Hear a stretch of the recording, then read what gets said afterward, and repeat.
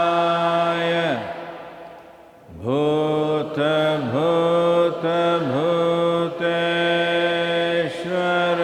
भूतभूतभूतेश्वराय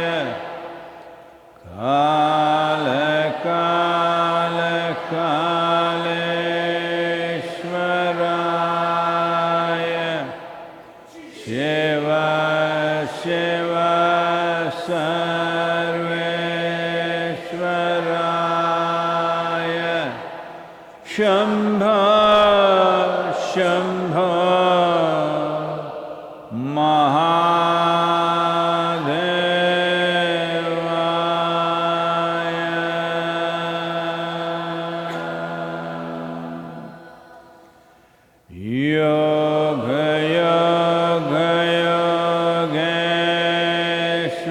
योगयोगयोगेश्वराय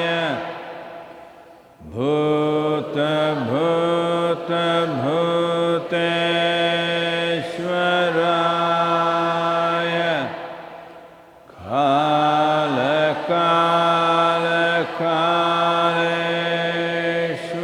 कालकालकालेश्वराय शिव शिव सर्वेश्वराय शम्भो शम्भो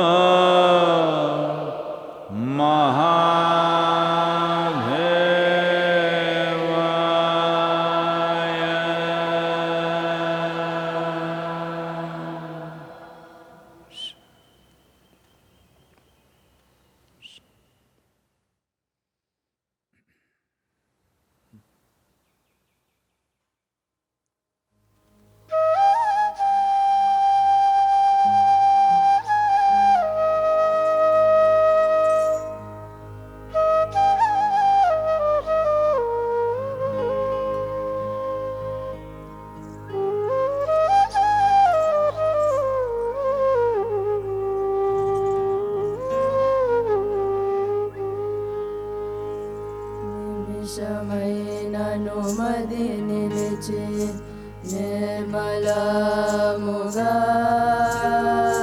లింగ జీవ వేషులను గాంచి భంగ పదక నిమిషమైనను మది నిలిచి నిర్మలముగా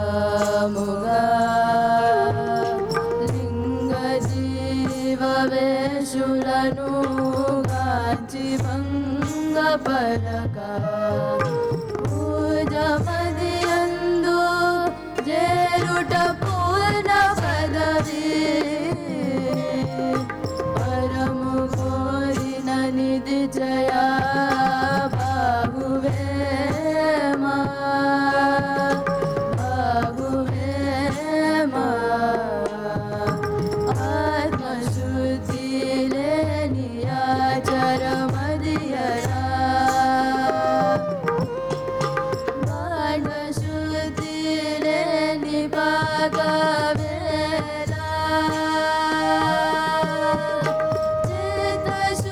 చిత్తశుద్ధిరేని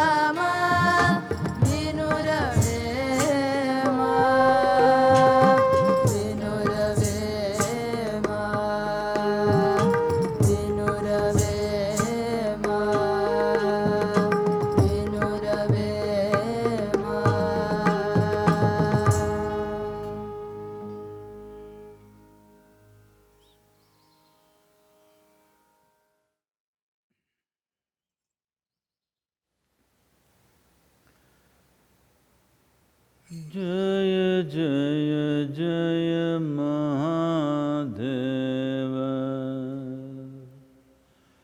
जय जय जय महादेव शिव शंकर आदि अनंत शिव शंकर आदि अनंत जय जय जय जय जय जय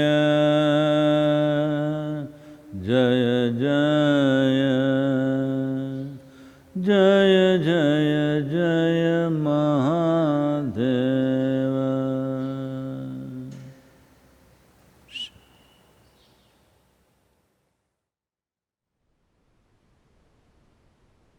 सभी को नमस्कारम।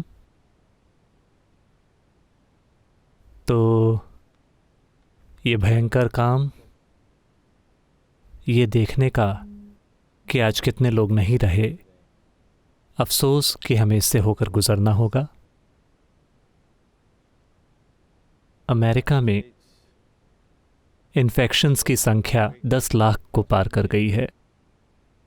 मौतें धीरे धीरे 56,000 की ओर पहुंच रही हैं।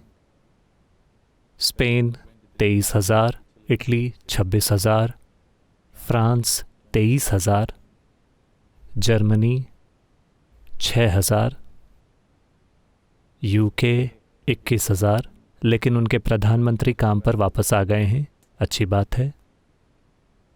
ईरान लगभग 6,000।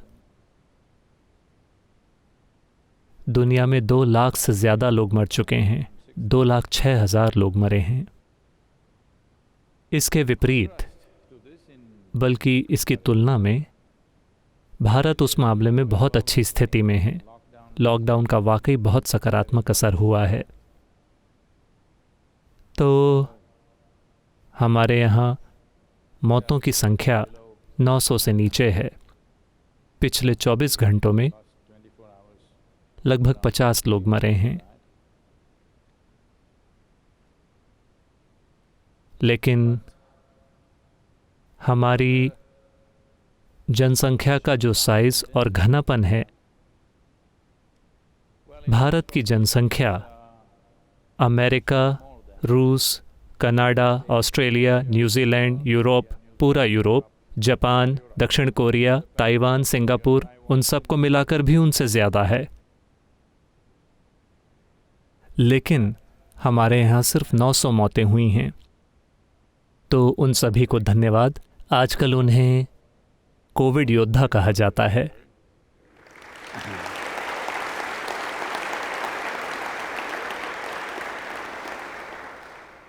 एक समूह है मेडिकल स्टाफ का, डॉक्टर, नर्सें और सहयोगी लोग, वो शानदार काम कर रहे हैं।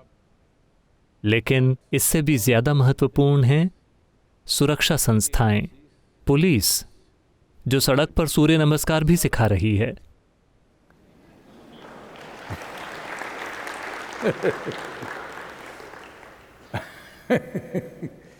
वो सारे युवा लोगों को सड़क पर सूर्य नमस्कार या उठक बैठक वगैरह करा रहे हैं। अगर लोग सोशल डिस्टेंसिंग के नियम का पालन नहीं करते, उन सबको सलाम, वरना अस्पतालों में बाढ़ आ जाएगी। और अभी भी हमारे मेडिकल इंफ्रास्ट्रक्चर पर बहुत बोझ नहीं है। उन्होंने देश भर में लगभग 2.5 लाख समर्पित कोविड बेड तैयार कर लिए हैं। हम उसके ज़रा भी करीब नहीं हैं। वो सब खाली पड़े हैं और इंतज़ार कर रहे हैं। तो हमें राज्य पुलिस और केंद्रीय संस्थाओं को धन्यवाद देना चाहिए, और यकीनन राजनीतिक नेतृत्व को, जो सब एक बनकर साथ आ गए हैं। चाहे जो भी राजनीतिक पार्टियां हों, उसके बावजूद वो सब एक बनकर साथ आए और इस लॉकडाउन को लागू किया। अब कई राज्य कुछ दिनों या हफ्तों के लिए लॉकडाउन बढ़ाना चुन रहे हैं, जो वहाँ की स्थिति पर निर्भर करता है। और तमिलनाडु में सिर्फ 300 जिले, नहीं मुझे माफ़ करें, भारत में 300 जिले पूरी तरह से कोविड से मुक्त हैं। 297 जिलों में कोई हॉटस्पॉट्स नहीं हैं। सिर्फ 127 जिलों में हॉटस्पॉट्स हैं। तमिलनाडु में 13 जिलों में पिछले 5 दिनों में कोई नया केस नहीं आया है। उन सबको धन्यवाद जिन्होंने इसे संभव किया है। सबसे बढ़कर हमें भारतीय लोगों को बधाई देनी चाहिए। हर कोई सोचता था कि ये सबसे ज़्यादा अनुशासनहीन और कंफ्यूज्ड लोग हैं, लेकिन उन्होंने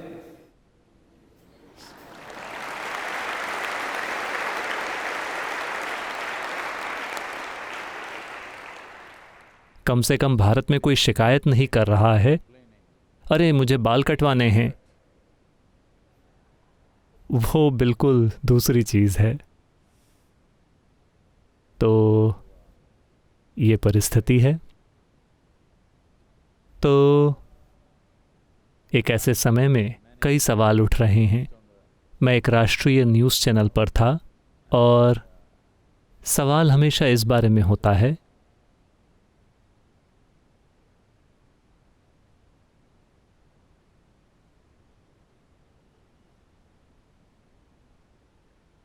नहीं, कोई सारी सूखी पत्तियों का इस्तेमाल कर रहा है मेरे लिए, कोई बात नहीं।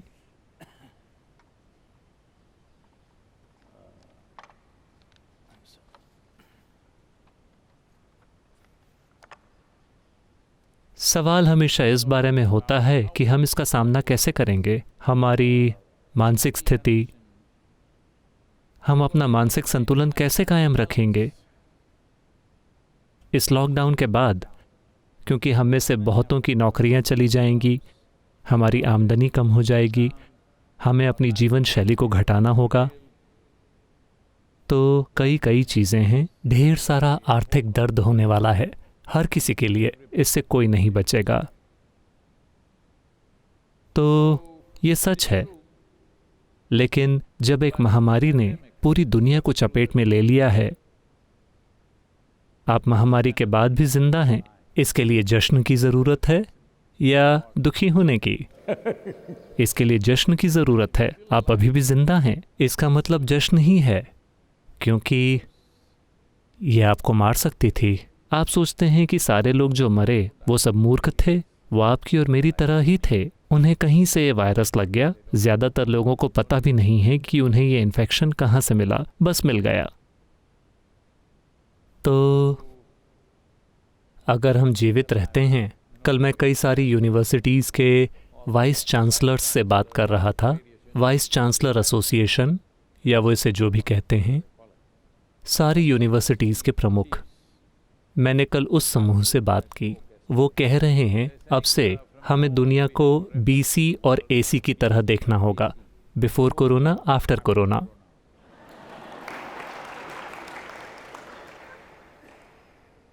शिक्षाविद इतिहास का एक पाठ तैयार कर रहे हैं। तो अगर हम इसे इस तरह से देख रहे हैं, तो अब ये समझने का समय है कि हमने दुनिया को ठीक करने में बहुत ज़्यादा समय खर्च कर दिया है, इसे विनाश की सीमा तक ठीक करने में। आमतौर पर किसी चीज़ को ठीक करने का मतलब है उसमें सुधार करना, उसे बेहतर बनाना। कोई चीज़ जो काम नहीं कर रही थी, आपने उसे काम करने वाला बना दिया। यही इसका मतलब है कि आपने इसे ठीक कर दिया। लेकिन हमने इसे एक अलग तरीके से ठीक कर दिया है, एक विनाशकारी तरीके से। इस हद तक कि आज लगभग हर कोई जानता है कि अगर हम जारी रहते हैं, नहीं वैसे नहीं जैसे आप अभी लॉकडाउन में हैं, मैं कह रहा हूं कि अगर हम हमेशा की तरह धंधा चालू रखते हैं तो 20-25 सालों में, 30 सालों में एक भयानक आपदा आने वाली है। इस बारे में कोई सवाल ही नहीं है। किसी के भी दिमाग में उस बारे में अब कोई सवाल नहीं है। जलवायु परिवर्तन और उस तरह की चीज़ों के असर के बारे में। लेकिन हम अब भी जारी हैं। कम से कम इस वायरस ने पॉज बटन दबा दिया है, स्टॉप नहीं, पॉज बटन। हम इस बारे में जो शोर मचा रहे हैं उसे देखिए। 2 महीने के लिए अगर आप अपनी अर्थव्यवस्था को रोकते हैं तो क्या सब कुछ खत्म हो जाएगा? नहीं, ऐसा नहीं है। ये ऐसा है। आप कुछ रखिए। मान लीजिए कि आप इस बर्तन को आईने के सामने रखते हैं।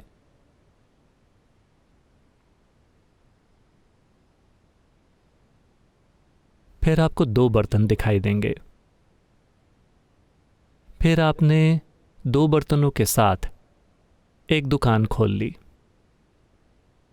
लेकिन फिर आपने एक और आईना खरीदा। फिर अचानक आपके पास 100 बर्तन हो गए। फिर आपने एक लंबी चौड़ी थोक की दुकान खोल ली 100 बर्तनों के साथ। लेकिन फिर एक तूफान आया, एक वायरस आया, एक सुनामी आई, कुछ आया, 50 बर्तनों का सफाया हो गया और आप रो रहे हैं। लेकिन वास्तव में आपके पास केवल एक ही था। आपके पास हमेशा से सिर्फ एक ही था। तो इस दुनिया में जो भी दौलत है, जो भी संभावनाएं हैं, वो चली नहीं गई हैं। बात बस इतनी है कि दौलत की हमारी धारणा इसे बहुत बढ़ा चढ़ा रही है। शेयर बाजार हमारी दौलत का सूचक है, तो हमने उसी तरह का आर्थिक तंत्र तैयार किया है। मैं उस पर कोई टिप्पणी नहीं कर रहा हूं, लेकिन हमें इतनी चिंता करने की जरूरत नहीं है। लगभग 10 साल पहले जब एक राष्ट्रीय मीडिया ने मेरा इंटरव्यू लिया था, उन्होंने मुझसे भारतीय शेयर बाजार के बारे में एक सवाल पूछा, क्योंकि उस दिन पहली बार मैं शायद वर्षों को लेकर गलत हूं, शायद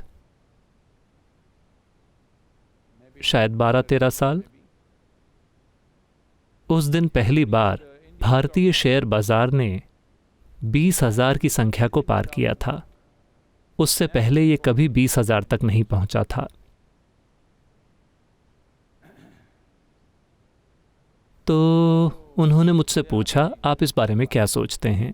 मैंने कहा, देखिए, मेरे अनुमान में अगर आप व्यवसायों और उनकी क्षमताओं को देखते हैं, उद्योगों को, कि वो क्या उत्पादन कर सकते हैं, वो क्या कर सकते हैं, तो वास्तव में स्टॉक्स की कीमत लगभग 12,000 है।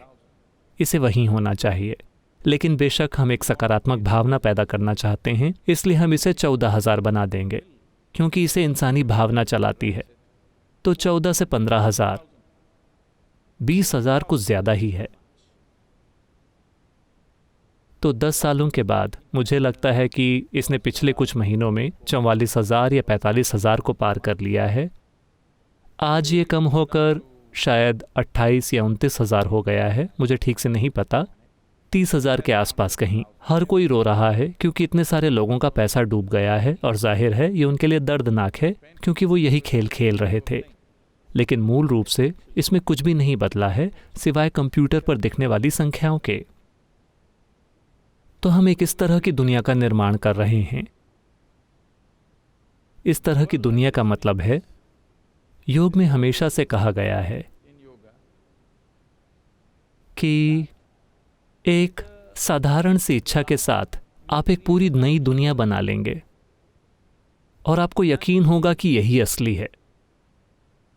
चाहे वो आपका व्यवसाय हो, या पैसा, या दौलत, या परिवार, या आपके जो भी प्रेम संबंध वगैरह हों, सभी आपके दिमाग में बने हैं। साधारण इच्छा से आप एक दुनिया बना रहे हैं, और आपको लगता है कि ये मौजूद है। जब ये गायब हो जाती है, या तो सुनामी से, या तूफान से, केवल शेयर बाजार के गिरने से, या वायरस से, या किसी की मौत से, तो अचानक आप इससे बहुत परेशान हो जाते हैं, क्योंकि आपने अपने दिमाग में जो कुछ बनाया था वो बस गायब हो गया। सिर्फ आप ही नहीं, आप सभी ने एक साथ मिलकर एक ही चीज़ का निर्माण किया। फिर ये हकीकत जैसा ही है, ये एक धर्म की तरह है। हर कोई साथ आ जाता है, सभी अपने मन में एक ही चीज़ की कल्पना करते हैं, ये हकीकत बन जाती है। वो स्वर्ग को देखना शुरू कर देते हैं, वो आपस में उन्हीं बातों पर चर्चा करते हैं, वो अपनी खुद की एक पूरी नई सृष्टि का निर्माण करते हैं। अगर कोई बाहर से आता है और सवाल करता है, तो आमतौर पर वो उसे मार देते हैं, क्योंकि वो शेयर बाजार के लिए खतरा बन रहा है। वो उस भावना को पूरी तरह से गिरा देगा।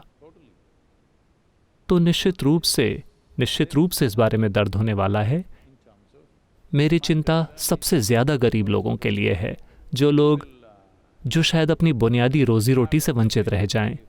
लेकिन वो लोग आमतौर पर वो काफ़ी होशियार होते हैं, थोड़ी सी मदद से ही वो अपना रास्ता खोज लेंगे। 3-4 महीनों का सहयोग मतलब वो किसी न किसी तरह से अपना रास्ता ढूंढ लेंगे। लेकिन अभी लोग जिन चीज़ों का आनंद ले रहे हैं, शायद उससे ये एक कदम पीछे हो। मान लीजिए कि अगर हम बस पीछे मुड़कर देखें कि हम 10 साल पहले कैसे रहते थे, हमारे पास कितनी चीज़ें हुआ करती थीं। मैं एक पीढ़ी की बात भी नहीं कर रहा हूँ, सिर्फ 10 साल पहले हम कैसे थे और आज हम कैसे हैं। हमारे पास कहीं अधिक चीज़ें हैं, और अगर आप हमें 10 सालों के लिए छोड़ देते हैं तो हमारे पास और भी कहीं अधिक चीज़ें होंगी, और ये ऐसे ही बढ़ता जाएगा। लेकिन इस ग्रह पर अधिक कुछ नहीं है, केवल इतना ही है, केवल एक ही बर्तन है, बाकी सब आईने में बने प्रतिबिंब हैं। अब 10 साल पहले क्या हमें किसी चीज़ की कमी थी? हम अच्छे से रह रहे थे। मैं आपको बता रहा हूँ कि अगर आप 100 साल पहले भी देखते हैं, जब किसी के पास ऐसा कुछ भी नहीं था, तब भी वो अच्छे से रह रहे थे। 10,000 साल पहले अगर आप पीछे मुड़कर देखते हैं, तब भी जब वे जंगलों में रहते थे और जहाँ भी, तब भी वे अपने तरीके से अच्छी तरह से रह रहे थे। शायद उन्होंने कोई कार नहीं चलाई, शायद वो व्हाट्सएप नहीं कर रहे थे, लेकिन उन्होंने अपना खुद का रास्ता निकाला। उन्होंने एक ऊंची आवाज़ विकसित की और एक दूसरे पर चिल्लाए या ड्रम पीटा या कुछ किया, ठीक है। लेकिन उन्होंने भी एक संपूर्ण जीवन जिया अपने खुद के तरीके से। तो अर्थव्यवस्था के पीछे जाने में बस उसे व्यवस्थित करने का दर्द होगा, और जो लोग थोड़े कमज़ोर हैं वो शायद इस प्रक्रिया में कुचले जा सकते हैं, जो एकमात्र चिंता है। वरना अर्थव्यवस्था का पीछे कदम लेना कोई असली चिंता नहीं है, ये वास्तविक चिंता नहीं है, कोई बात नहीं। और वैसे भी जैसा कि हम देख सकते हैं, सभी पक्षी और जानवर कह रहे हैं, चलो पृथ्वी को फिर से शानदार बनाएं।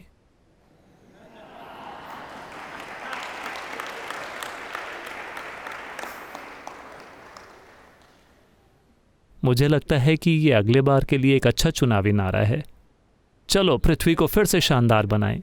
अगर इंसानों ने भी यही बात कही होती तो ये शानदार होता। आर्थिक इंजन बस चलता जा रहा है, चलता जा रहा है। जब ये चल रहा है तब आप इसे ठीक नहीं कर सकते, क्योंकि ये चल रहा है। अब इस वायरस ने आर्थिक इंजन को रोक दिया है, ये थम गया है। इसे ठीक करने का ये एक अच्छा समय है, इसमें परिवर्तन लाने का ये एक अच्छा समय है, क्योंकि ये रुक गया है। अगर आप इसे अभी ठीक नहीं करते तो ये जब चलने लगेगा, क्या आप तब इसे ठीक करेंगे? निश्चित रूप से आप नहीं करेंगे। तो ये एक अच्छा समय है। मुझे पता है कि ये कोई ऐसी चीज़ नहीं है जिसे हम रातों रात कर सकें, लेकिन ये सोचना शुरू करने के लिए एक अच्छा समय है कि इस दुनिया को और कैसे चलाया जाए। अभी हम बस इसी तरह से माप रहे हैं कि जिसके पास अधिक है वो अधिक सफल है। कहीं ना कहीं हमें ये बनाना होगा कि जिसके पास बहुत ज़्यादा है वो दुनिया में एक मूर्ख है। हाँ, लेकिन ऐसा नहीं हुआ है। ये घटना हुई थी लाओ त्सु के समय में। राजा ने पाया कि लाओ त्सु बहुत समझदार हैं, और उन्होंने कहा, आपको मेरा मंत्री होना चाहिए, क्योंकि आप देश के सबसे बुद्धिमान व्यक्ति हैं। और किसे मंत्री होना चाहिए? आपको ही मंत्री होना चाहिए। लाओ त्सु ने कहा, देखिए, मैं इस तरह की चीज़ों के लिए फिट नहीं हूं, कृपया मुझे अकेला छोड़ दीजिए। राजा ने कहा, नहीं नहीं नहीं, आप देश के सबसे बुद्धिमान व्यक्ति हैं, इसलिए आपको मंत्री बनना चाहिए। फिर लाओ त्सु ने कहा, देखिए, मेरी बुद्धिमत्ता से मैं जो भी कदम उठाता हूं वो आपके लिए या लोगों के लिए शायद कई मायनों में अनुकूल नहीं होंगे। मेरी बुद्धिमत्ता से अगर मैं काम करता हूं तो आप और कई दूसरे लोग इसे स्वीकार नहीं करेंगे। राजा ने कहा, मैं आपकी बुद्धिमत्ता से कैसे असहमत हो सकता हूं? मैं पूरी तरह से आपका फैन बन गया हूं या भक्त बन गया हूं। मैं आपसे कैसे असहमत हो सकता हूं? मैं आपकी बुद्धिमत्ता की प्रशंसा करता हूं। आप इस तरह की चीज़ों की चिंता मत कीजिए, आप मंत्री बन जाइए। राजा ने उन्हें मंत्री बना दिया। कुछ महीने बीत गए और फिर ऐसा हुआ कि एक युवक जो किसी बहुत अमीर आदमी के घर में काम कर रहा था, लगभग एक महल जैसी जगह में, वो घर से एक गहना चुरा लेता है। दरअसल वो गहना अमीर आदमी की बेटी ने उस गहने को बाहर बगीचे में छोड़ दिया था और एक चिड़िया ने उसे उठाया और वो जाकर एक पेड़ पर बैठ गई। तो गहना शाखा पर था और चिड़िया ने उसे वहीं छोड़ दिया। उस लड़के ने इसे देखा। उस युवक ने जो वहां काम कर रहा था, उसने सोचा मैं इसे चुरा नहीं रहा हूं, चिड़िया ने पहले ही इसे चुरा लिया है, ये पेड़ पर है। अगर चिड़िया ने इसे दीवार के बाहर गिरा दिया होता तो कोई भी इसे उठा सकता था, लेकिन ये पेड़ पर है और उसे बुरी तरह से आर्थिक मदद की जरूरत है, तो उसने उसे उठा लिया और बाहर जाकर बेचने की कोशिश की। तुरंत पकड़ा गया।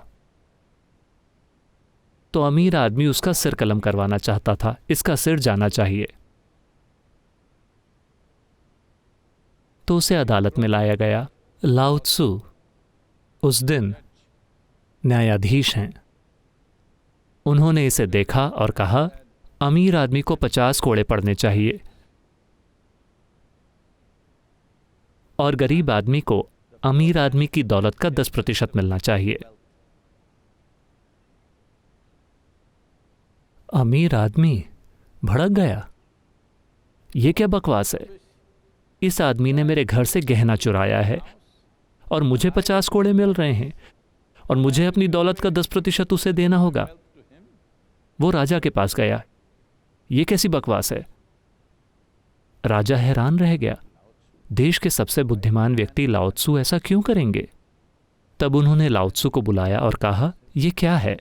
मैं आपकी बुद्धि पर सवाल नहीं उठा रहा हूं, लेकिन इस फैसले का आधार क्या है? तब लाओ त्सु ने कहा, सबसे पहले इस आदमी ने इतना कुछ क्यों जमा किया है कि जब एक कीमती गहना गायब हो जाता है तो उसका इस पर ध्यान भी नहीं जाता। इसका मतलब है कि उसके पास जरूरत से ज्यादा है। उसने हर किसी से चुराया है, इसलिए उसे 50 कोड़े पड़ने चाहिए। और गरीब आदमी, मैंने उसके जीवन की स्थिति को देखा।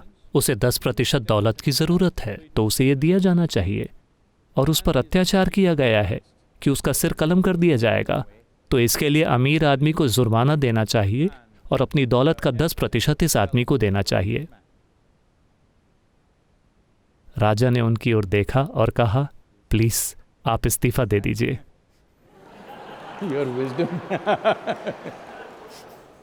आपकी बुद्धि की मैं सराहना करता हूं, लेकिन हम आपकी बुद्धि से इस देश को नहीं चला सकते। तो हम शिकायत पर शिकायत कर रहे हैं, लेकिन देखिए पक्षी कह रहे हैं, चलो इस ग्रह को फिर से शानदार बनाएं। अब हर कोई इस बारे में बात कर रहा है कि दिल्ली में भी हवा साफ है, लोग अच्छा महसूस कर रहे हैं। और पंजाब से 20 सालों में पहली बार वो हिमालय की चोटियों को देख पा रहे हैं। यह हमेशा धुएं और धुंध से छुपा रहता था। अब लॉकडाउन के कारण वो हिमालय को देख पा रहे हैं। हजारों सालों से लोगों ने हिमालय को देखा है, पंजाब से, दिल्ली से, इन सभी जगहों से, लेकिन अब हम नहीं देख सकते क्योंकि यहाँ हर समय प्रदूषण रहता है। तो अब जब आप हिमालय को देख पा रहे हैं और आप इसकी सराहना भी कर रहे हैं और इसका आनंद ले रहे हैं, क्या ये समय नहीं है परिवर्तन लाने का कि कितनी मशीनें चलनी चाहिए, हमें किस तरह का काम करना चाहिए, हमें क्या नहीं करना चाहिए, क्या आवश्यक है, क्या आवश्यक नहीं है, क्या हम थोड़े कम में गुजारा कर सकते हैं? हर किसी को इसे देखना चाहिए। अगर आप इसे एक कानून बनाते हैं तो ये भद्दा हो जाएगा, अगर ये जागरूकता से होता है तो ये शानदार है। तो निश्चित रूप से यही समय है। अगर हम ऐसा करना चाहते हैं तो ये बाहर से नहीं होने वाला है, क्योंकि आप उस महान प्रयोग के बारे में जानते हैं, कार्ल मार्क्स। मैं नहीं जानता कि आप में से कितने लोग ये जानते हैं, क्योंकि जो लोग पश्चिम से आए हैं उनके लिए वो एक शैतान है। भारत में एक समय में हर कोई मार्क्स को पढ़ रहा था, अब ऐसा नहीं है। इन दिनों वो केवल कॉमिक बुक्स पढ़ते हैं। तो मार्क्स बहुत दयालु इंसान हैं।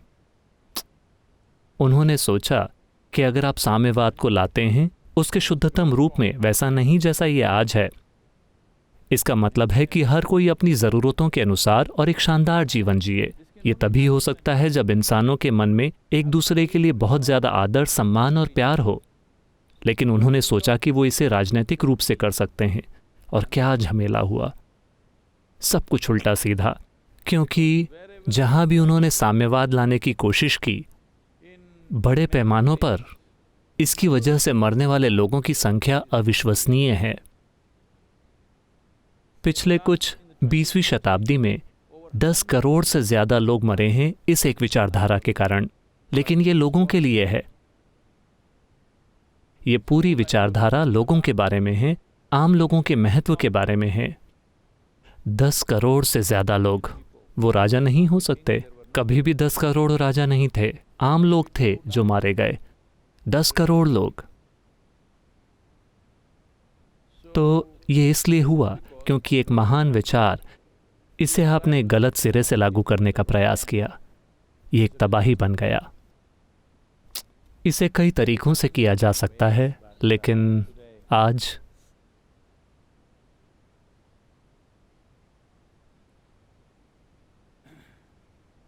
साम्यवाद असफल इसलिए रहा क्योंकि मार्क्स अर्थव्यवस्था वगैरह के बारे में काफ़ी कुछ जानते रहे होंगे, लेकिन वो इंसानी स्वभाव को समझने में असफल रहे। उन्हें सच में ये विश्वास था, उन्होंने इस बारे में खुलेआम बात की कि पहला राष्ट्र जो कम्युनिस्ट बनेगा वो है अमेरिका। वो कितने गलत हैं। मिस्टर सैंडर्स कोशिश कर रहे हैं, लेकिन ऐसा नहीं होने वाला है। उन्होंने सोचा था कि दुनिया के सबसे संपन्न देश साम्यवादी बन जाएंगे और फिर वे इसे हर किसी के साथ बांटेंगे और हम एक अद्भुत दुनिया बनाएंगे। महान विचार। लेकिन हमेशा दुनिया में जो सबसे ज़्यादा गरीब लोग थे वो साम्यवादी बन गए। आज भी हमेशा सबसे ज़्यादा गरीब लोग हैं जो साम्यवादी हैं। इसका मतलब मूल रूप से ये है कि जिनके पास कुछ है वो बांटना नहीं चाहते, जिनके पास कुछ भी नहीं है वो बांटना चाहते हैं।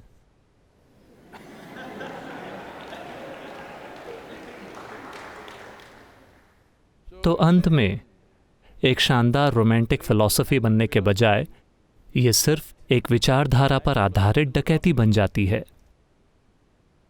तो आपके पास दौलत है, मेरे पास कुछ भी नहीं है, मैं बांटने के बारे में बात करूंगा। आपको पता है कि बांटने के लिए सामान कहाँ से आएगा। आप सहमत नहीं होंगे, हम आपका सिर काट देंगे और दौलत को आपस में बांट लेंगे। ये विचारधारा पर आधारित डकैती बन गई। दुर्भाग्य से यह ऐसा ही बन गया। जो एक शानदार विचारधारा थी, उस समय दुनिया में हर विचारशील व्यक्ति साम्यवाद के बारे में बहुत उत्साहित था। उन्हें लगा कि ये सबसे महान विचारधारा है, दुनिया बदल जाएगी। लेकिन इसका बिल्कुल उल्टा हुआ, क्योंकि जिनके पास है वो बांटना नहीं चाहते, जिनके पास नहीं है वो बांटना चाहते हैं। ये एक भयानक विचार बन गया। तो ऐसा हुआ। मैंने आपको शंकरन पिल्लई के बचपन के बारे में कभी कुछ नहीं बताया, है ना? नहीं। जब शंकरन पिल्लई सिर्फ 12 साल के लड़के थे, एक दिन वो बाहर गए और वो 100 रुपए का नोट लेकर वापस आए।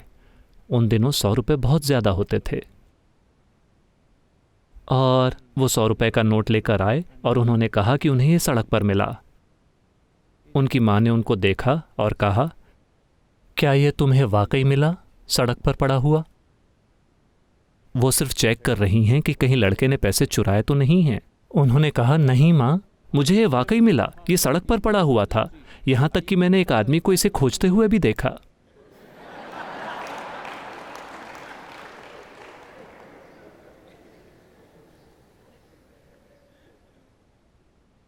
तो अगर ये बाहर से होता है तो ये भद्दा बन जाएगा। यहाँ तक कि अभी भी मैं अपनी अर्थव्यवस्था को सुधारने की जो बात कर रहा हूँ वो बाहर से नहीं होना चाहिए। ये फिर से कानूनों और बल के साथ भत्ता बन जाएगा, ये काम नहीं करेगा।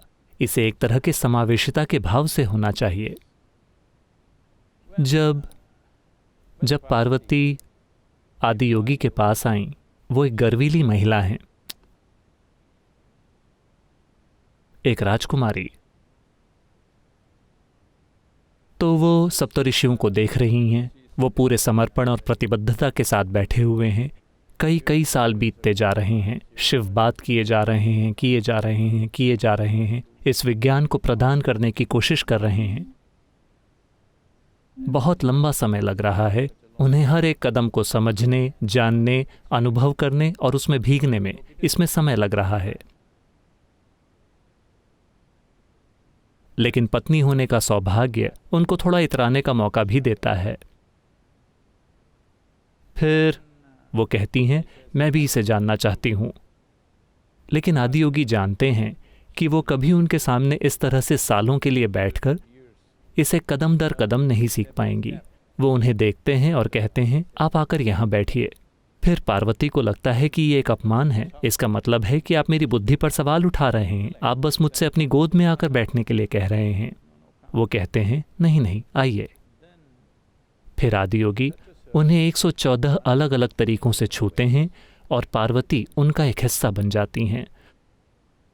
उनका एक हिस्सा बनकर वो हर वो चीज़ जान लेती हैं जो आदियोगी जानते हैं, लेकिन वे अभी भी अपनी व्यक्तिगत प्रकृति बरकरार रखती हैं। आप सिर्फ इसी तरीके से दुनिया को रूपांतरित कर सकते हैं। आपको उन्हें ऐसे तरीकों से छूना होगा कि किसी न किसी तरीके से थोड़ा जुड़ाव हो, थोड़ा मिलन हो, थोड़ी एकरूपता हो।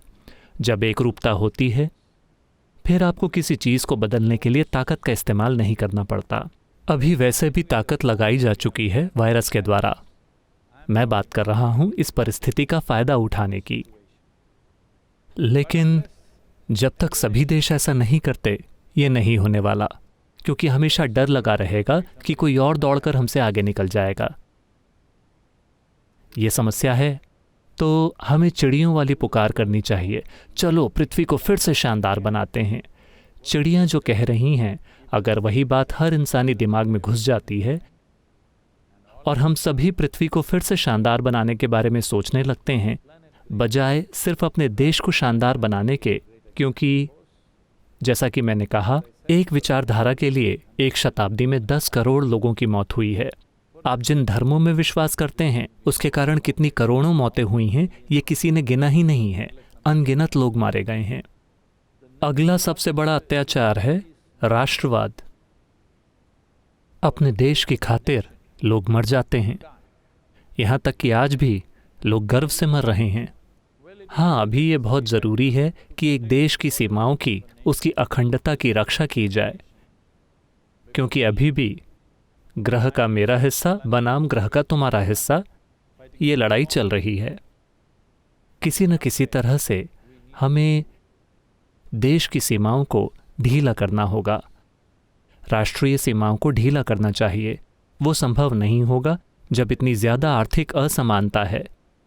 अगर हम इसे एक उचित स्तर तक ले आते हैं, ये मुर्गी और अंडे वाली बात है, पहले क्या होना चाहिए? नहीं, ये सारी चीज़ें एक साथ होनी चाहिए। किसी में इतना विवेक होना चाहिए कि वो इन सभी चीज़ों को एक साथ ला सके। अगर राष्ट्रीय सीमाएं पूरी तरह से मिटती नहीं हैं, तो अगर वो कम से कम थोड़ी ढीली हो जाती हैं, फिर कौन एक सेना तैयार करेगा और किस लिए? देश की कुछ आंतरिक परिस्थितियों के लिए शायद आप एक सुरक्षा बल रखें, लेकिन आप उस तरह की विशाल फौज नहीं रखेंगे जैसी अभी है, जिनके पास इतनी क्षमता है कि वो पूरी पृथ्वी का विनाश कर सकती हैं कई बार।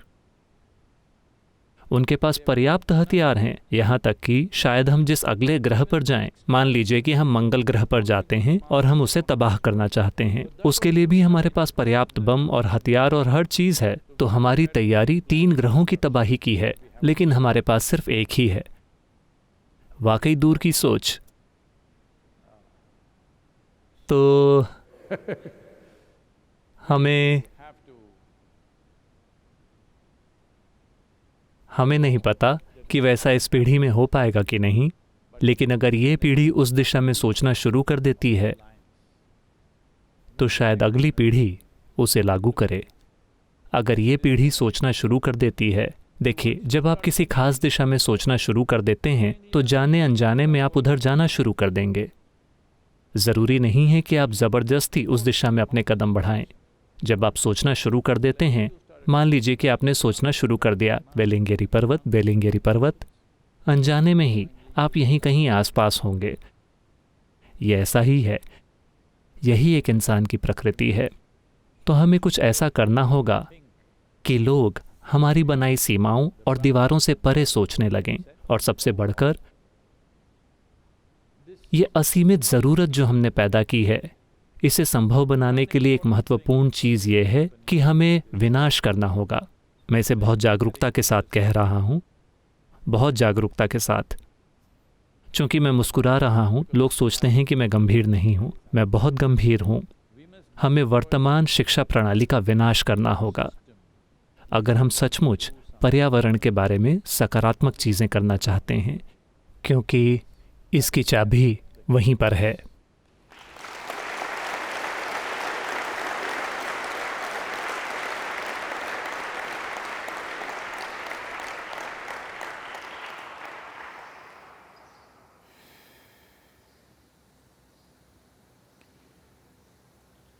योग योग योगेश्वराय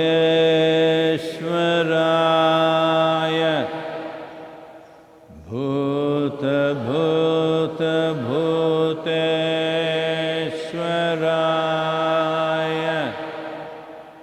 काल काल कालेश्वराय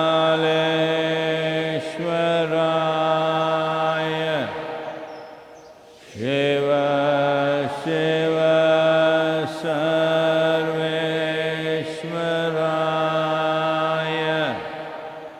शंभो शंभो महादेवाय।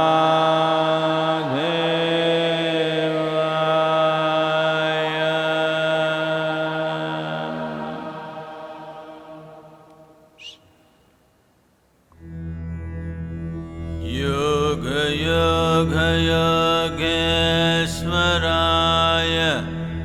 भूत भूत भूतेश्वराय काल काल कालेश्वराय शिव शिव सर्वेश्वराय शंभो शंभो महादेवाय।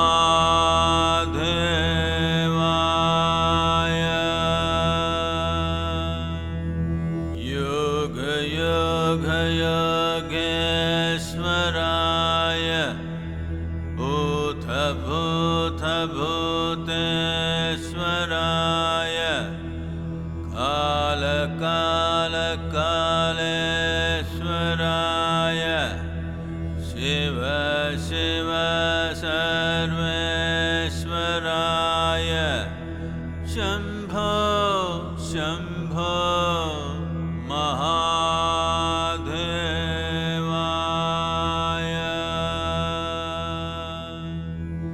योग योग योगेश्वराय भूत भूत भूतेश्वराय काल काल कालेश्वराय शिव शिव